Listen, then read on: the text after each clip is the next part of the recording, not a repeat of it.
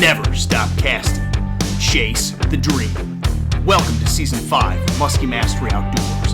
Brought to you by Joe Bucher Outdoors, #1 in big game fish products. And by Recon Boats, made by craftsmen, built for fishermen.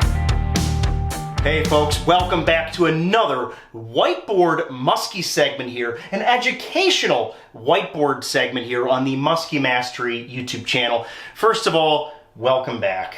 Folks, viewers out there, I can't thank you guys enough for just all of the love and support over the last season here. 2022 was one of the most challenging muskie seasons yet, but also one of the most rewarding because we found ways to catch muskies, and we're going to be highlighting a number of those strategies that were successful for us, that were able to help us boat muskies during a really tough season. We're going to talk about those here at the whiteboard sessions this winter. Season 5 is pretty much going to run between now and into late February, and by March we're going to start rolling out Season 6, which is everything we shot in 2022. But until then, it's time to hit the whiteboard and talk about some really, really cool topics.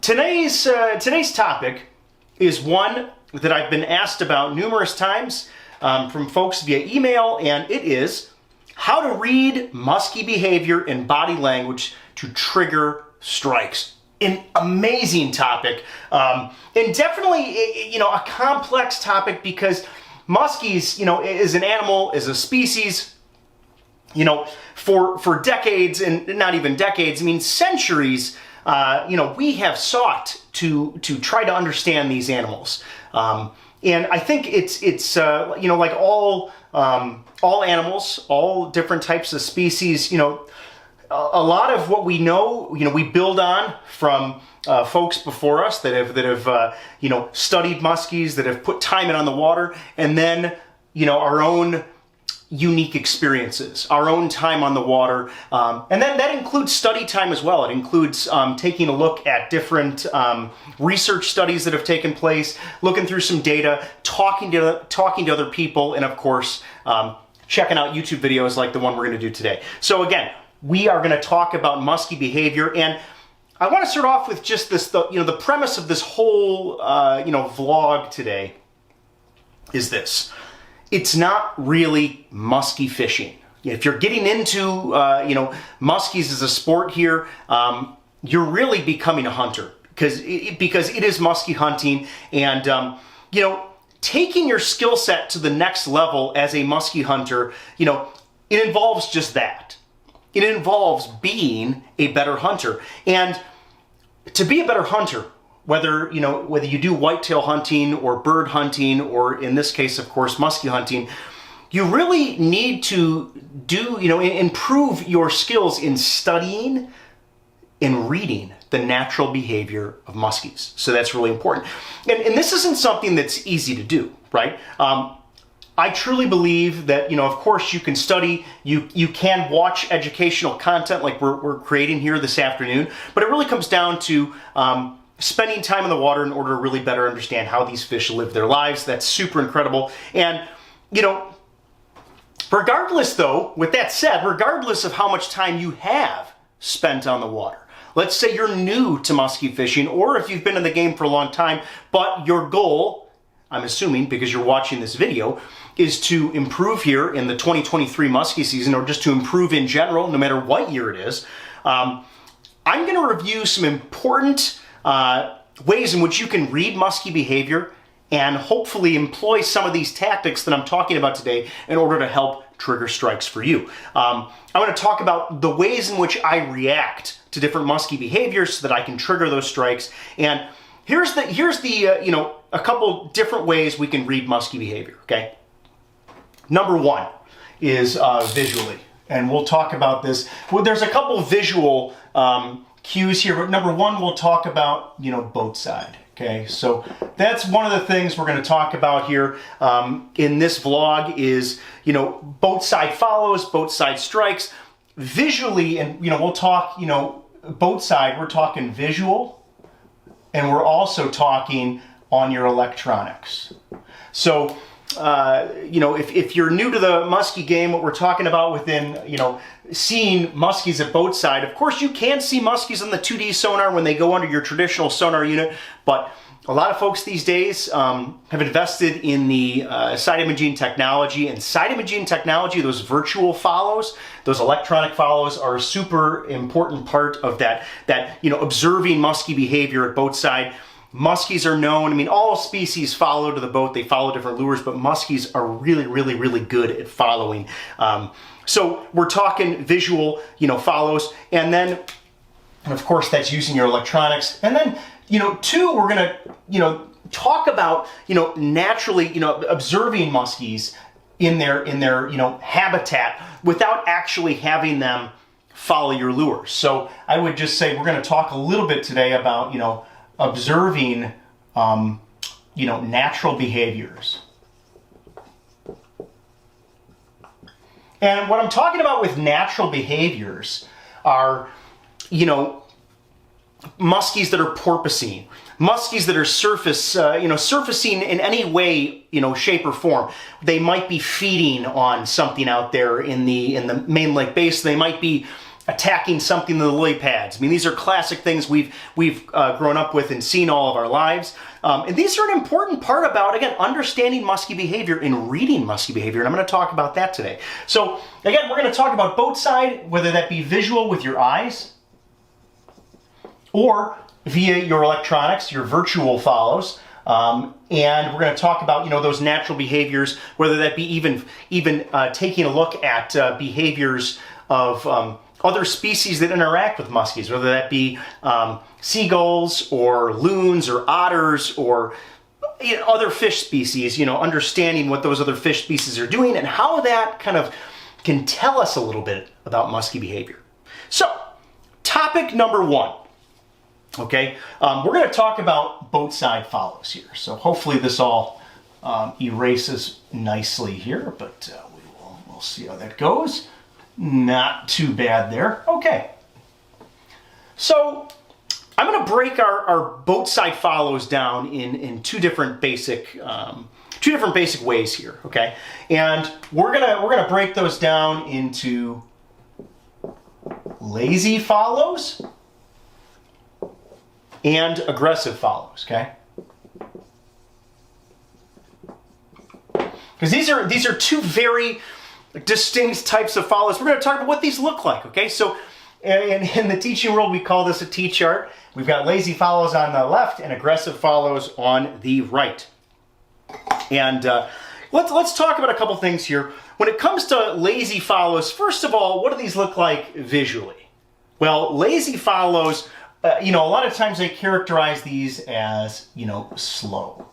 These are muskies that, whether you're throwing a fast-moving lure or a slow-moving lure, whatever it is, these muskies are lagging behind the lure. They're very slow. They may be 5, 10, 15 feet behind the lure.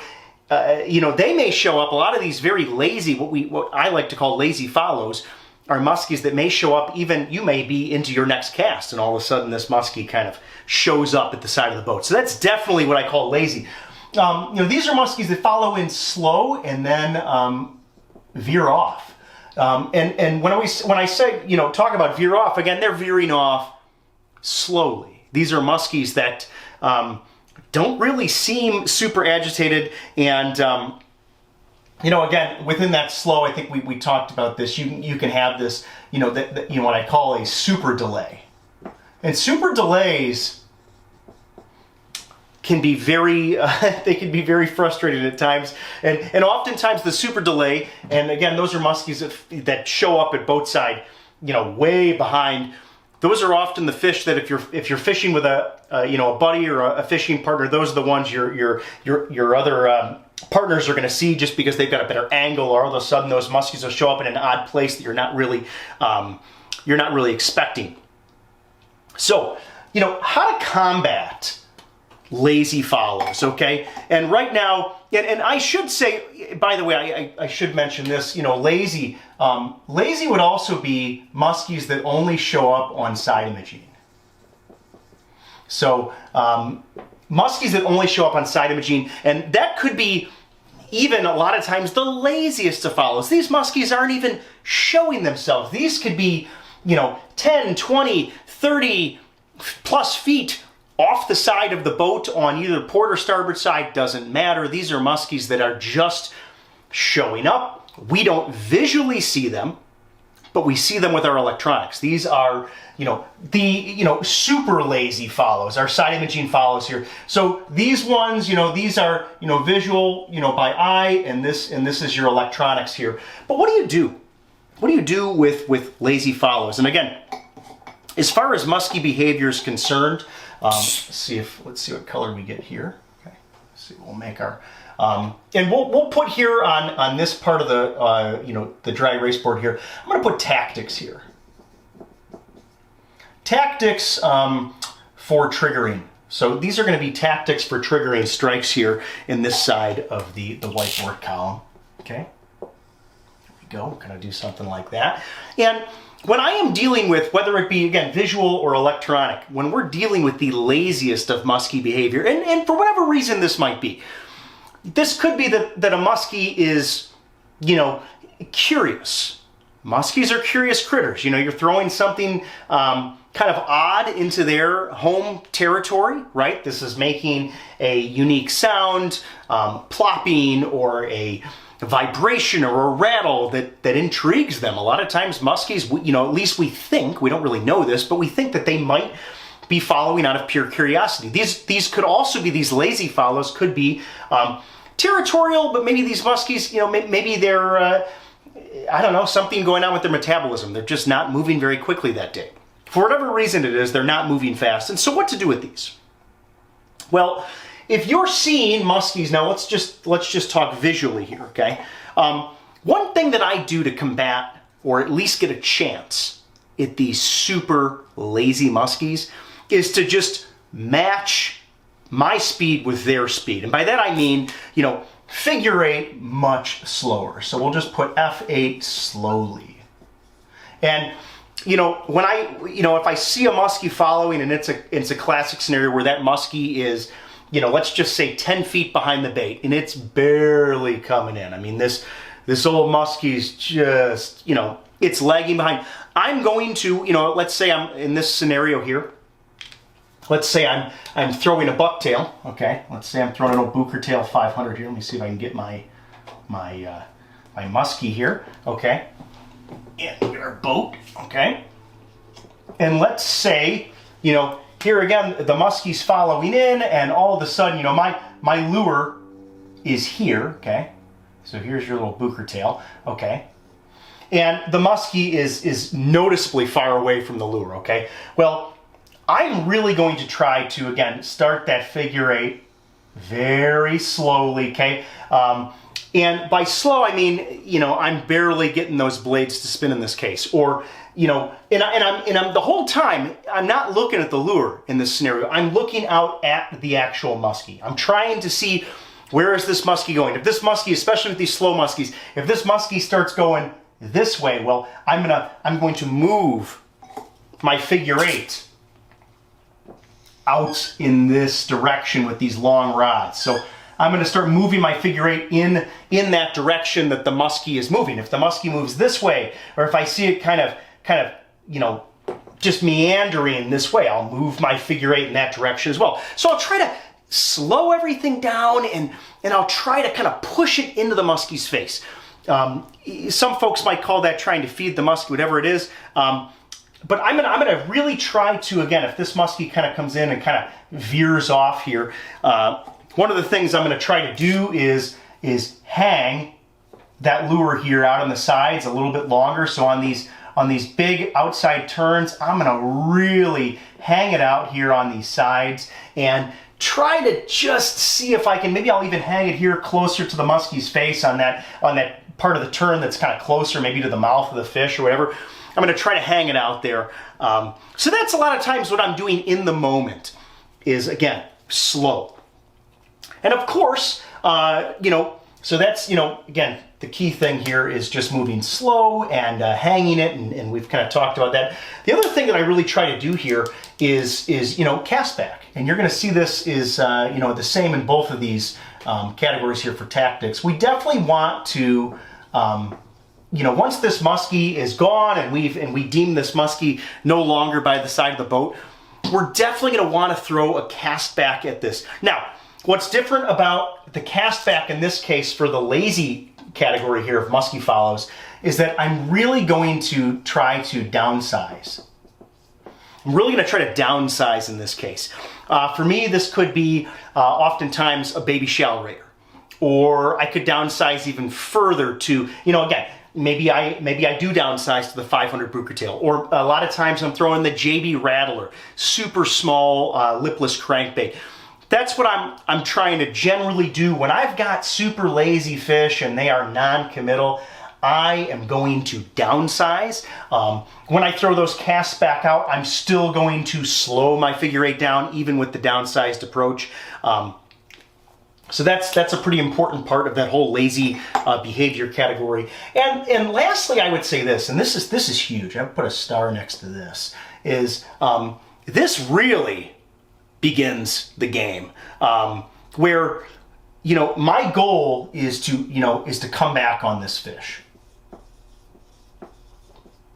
And, you know, I put an asterisk by that because, you know, a star by that because this is where these lazy follows set up the game. This can be an all-day game. This can be a week-long. This could be a month-long game. It could even be longer than that. But this sets up the game in the sense that I'm going to come back on this muskie during a peak time. So lunar phases: sunrise, sunset. Moonrise, moonset, you get your minor periods, you get your major periods, moon overhead, moon underfoot, a weather change, a cloud cover change, a lighting change. I think I already said pressure change, any type of change, a wind change. Chasing these muskies at night, going after lazy muskies that follow during the day. It is one of my all-time favorite things to do, is chase these muskies at night. So when I'm seeing this kind of behavior, I should probably title my chart Musky Behavior. When I'm seeing this type of behavior, these are the general things that I'm doing. Okay, so now let's kind of switch gears here. Let me see if I can erase my figure eight here a little bit. All right, and let's talk about the other side of things, which this is what we really do want to see most often, hopefully, is the you know, aggressive behavior. And I want to kind of break this down actually in two different kind of categories here. And there's a couple different there's actually, I should say, many different types of aggressive musky follows. But in this case, we're going to just talk about two basic types here. If you want to see a musky behavior take two video, leave your comments down below and we can do that. But I'm going to talk about two here. One I'm going to call, and this is different than the lazy follow, but I'm going to talk about the lag behind aggressive follow, and I'm also going to talk about the nose. I'm just going to call it the nose on it aggressive follow. And I enjoy all aggressive follows. I enjoy any follow, to be clear here. But we've got a couple different types here in the aggressive category. The lag behind aggressive and the nose on it. Okay, so what is the lag behind? And the lag behinds are so much fun. So what does that look like? The lag behind follow, and this is in the aggressive category again, is when the muskie comes in, and in the muskie, I should actually maybe rephrase this. This might not be phrased properly, lag behind. We'll just call this lagging in general, lagging into the turn. We'll call this the lag turn. We'll kind of improvise here. The lag turn. What I mean by this is, if this is, again, your lure and the muskie's following it in, okay, so here's your lure and the muskie's following it in, these muskies are right on it, they're right on it, they're right on it, they're right on it, and when you get into, when you go into the turn, okay, these are muskies that when you are just about to pull that lure into the figure eight, okay?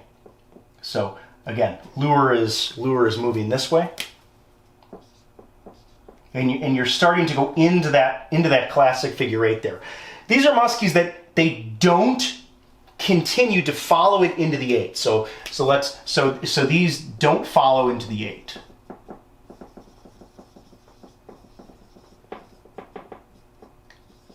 But they kind of they do a couple things. These lag turn muskies will either come in and dive down, and they'll leave a super big boil, and they will be somewhere, you know, around the boat. They're going to be here. They might be on the other side of the boat. They're very close. So these are muskies that oftentimes will come in, and they will not follow into the figure eight. You know, traditionally, their nose is not on the lure, but they don't necessarily they follow it in, but they do something else. A lot of times these muskies will come in and they will, and this is why I call it the lag turn. They come in and they sit maybe here. They'll come in like this, and this is my favorite scenario where they maybe kind of turn their head the other direction. And when I have this situation, you can sometimes read these muskies like a book. They're incredible. One thing that I do on these muskies that's super important is make, you know, giant outside figure eight turns.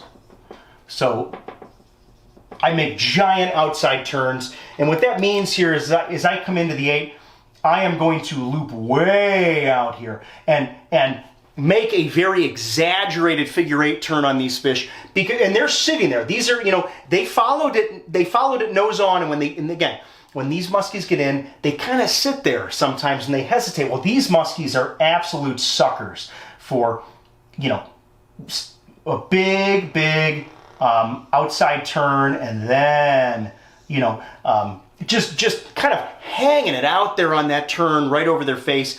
And that's oftentimes, oops, I lost my marker here. That's oftentimes when these muskies are going to grab it, when you hang it out there on that turn. So that is really one of my favorite aggressive scenarios there. And I'd say the bigger and the wider those turns, the better. And I would say, especially on these style of fish, when their behavior, again, I repeated a lot of this, when these fish are aggressive, but they kind of go into it a little bit, you know, maybe they're not revved up enough where they're right on the lure the entire time. This is where, you know, continuing your figure eight for a long period of time. So I'm just going to say figure eight for a long period of time. You want to be doing this until you are absolutely certain this muskie has left the area. You want to be looking at your side imaging. Is this muskie hanging around the boat? You want to be, you know, looking everywhere and anywhere you can for evidence of this muskie. And even when you can't see anything, you want to continue to figure eight, because oftentimes these muskies are the ones that hit after 3, 4, 5, 6 turns. The reason I bring this up is because as a guide, one of the biggest mistakes I see anglers make is that they take their lure out of the water far too early. They've got an aggressive muskie that's at the side of the boat somewhere, and they just say, oh, you know, the muskie's gone, and they just leave it alone. You definitely want to make sure not to do that. Now, we can come back to this, but the other one here that is most common to all muskie anglers is what I would call the nose on it figure eight. And of course, this is just where the muskie is very aggressive, probably the most aggressive, I would say. If I were to kind of categorize this, I would say this is probably where the muskie is most aggressive. And this is where again, the muskie is just right on the lure. You know, from the first moment you can visually see this fish, she's on it, and you know, you're gonna come into that figure eight. And here's a couple tips when it comes to muskies that, you know, that are just locked in. Something that I really talk about a lot is being in command. You want to be, I oftentimes think about the predator-prey dynamic. You want to try to emulate being the prey. if you're getting chased by a grizzly bear, the last thing, generally speaking, again, we don't need to get too, you know, philosophical about, you know, bear chases or anything, but the last thing you're gonna do is slow down. If you know, if a coyote or a bobcat is chasing a squirrel, instinctively, I would imagine it's not gonna look back once it's being followed and sit there. It is gonna try to get out of the way. It's gonna try to find cover. And you know, that's when I say be in command. When I say be in command, I mean, don't be sitting there at the same speed that muskie followed it on. Be in command, take control, and speed your presentation up. That's a huge, huge point here. When you've got a muskie that's nose on it, and when you can just tell, I mean, you can almost lock eyes with the muskie and say, wow, this fish is fired up. You want to speed things up. And I would especially say speed up into that first turn. You really want to speed up into that first turn. That is, I often tell my clients, that's where you're gonna, you know, we separate the novice anglers from the anglers that really find consistent success with figure eighting, is when you come into that first turn and you take command and you speed it up. If you go into that first turn kind of lazy, or if you slow it down, oftentimes you're going to lose that muskie. And oh, I just realized I put my tactics here up here on the aggressive category, but that's, you know, part of the T-chart here, but that's fine because we've got room to move our little muskie magnet around here. So speed changes, something that I've talked about a lot of times on these types of muskies. You've seen this in a lot of different videos on the channel. Gear change. You know, changing gears. And oftentimes I call this the 3D figure eight. 3D figure eight means we want to change speed, okay? We want to change speed, we want to change the depth, and we want to change turn size. Or we should, yeah, outside turn size. You want to have a three-dimensional figure eight. Now, and of course, you could say that could be true of all of these types of behavioral situations we're talking about, whether it's lazy or aggressive.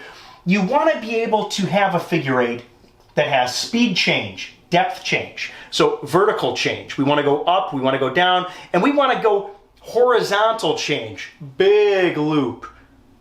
Maybe a smaller loop. Speed up through the middle, slow down on the sides. We're talking speed change. And I've got some other vlog material dealing with the 3D figure eight.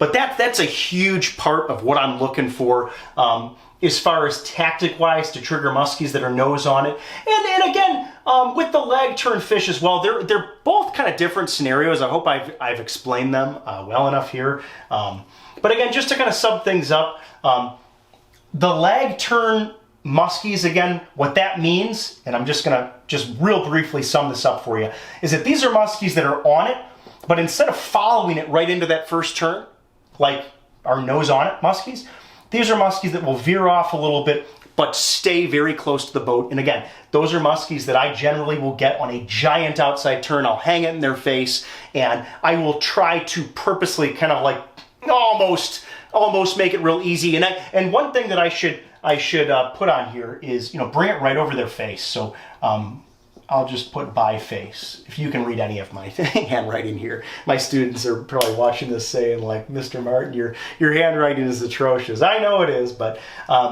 you get used to it. So you want to bring it by the muskie's face when you get those muskies that kind of lag or hang out there. If you can visually see them, I oftentimes I don't bring it right into their mouth, but I will bring it over their head or underneath them in some way so that it's kind of close to them. They're almost making it known that they're there, and that's a really cool way to catch those fish. And again, with the nose on it muskies that are right on it throughout the entire figure eight, I think that in this scenario, speed is the biggest thing. And you've kind of heard this throughout both scenarios. We've talked about the lazy follows, the lazy behavior. You know, speed is super important on those muskies because really, generally speaking, we're talking, you know, going slow is very important on those muskies. And whether that be visual or on side imaging, but the whole idea here is to go slow. Now again, one thing we'll talk about here that we talked about cast back. Is that a tactic here? for aggressive muskies? Absolutely. What's the difference between, castback lures for an aggressive fish versus a lazy fish? Well, the aggressive fish, castback, I'm going to throw something big, okay? My castback for aggressive muskies is generally going to be upsizing, okay? So if a muskie follows in a 500 booker tail, I'm going to throw the 7, or I'm going to throw the twin 800. Or if the muskie's really big and I feel like the situation calls for it, I'll throw the double 10, or I'll throw the mag shallow raider, or I'll throw a top raider. I'll throw something that is aggressive at muskies that follow aggressively. That's a huge thing you want to think about, is go at those muskies aggressively. And so that kind of breaks down my first topic here, which is boat side follows. The lazy ones, the aggressive ones. And again, there's a lot of, this is just a couple different types of muskie follows that you're seeing. There's many different types of muskie follows that we can kind of talk about, but for right now, this is a good starter set here. And the last thing I'll talk about here briefly on this vlog series here on muskie behavior is just observing natural muskie behavior. So this is what I talked about in the beginning of the I might have called this podcast a couple of times, but on the beginning of this vlog is, keeping your eyes open all the time. It's not just the muskies that we see follow or the muskies that we see on sign imaging. Being a great hunter and improving your muskie hunting skills really comes down to being a student of the ecosystem. You want to observe everything. And a couple examples of this would be to what we're talking about, maybe I'll just put this up here. When we're talking about observations, okay?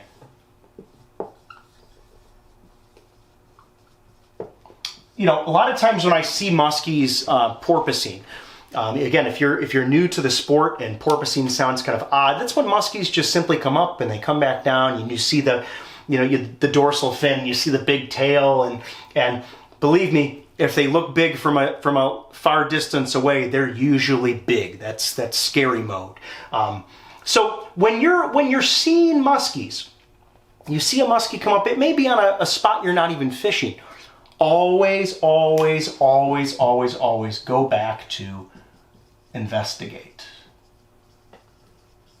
You always want to go back and investigate these muskies.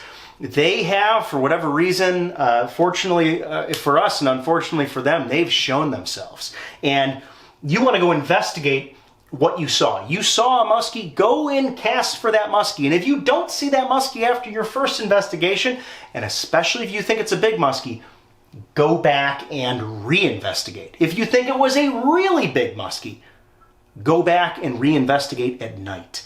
And especially I can think of numerous scenarios in the guiding world where, I have seen loons actively feeding on juvenile perch or, various, bluegills and panfish and all sorts of things that loons are eating. I'll just put that in our category here, observing wildlife. This leads, it's part of that muskie behavior puzzle, because muskies are predators, and they're feeding on prey items. And when you're observing wildlife, whether that be birds feeding on prey that muskies eat, or whether that be actually seeing bluegills popping at the surface or ciscos, popping at the surface, these are areas you want to go investigate.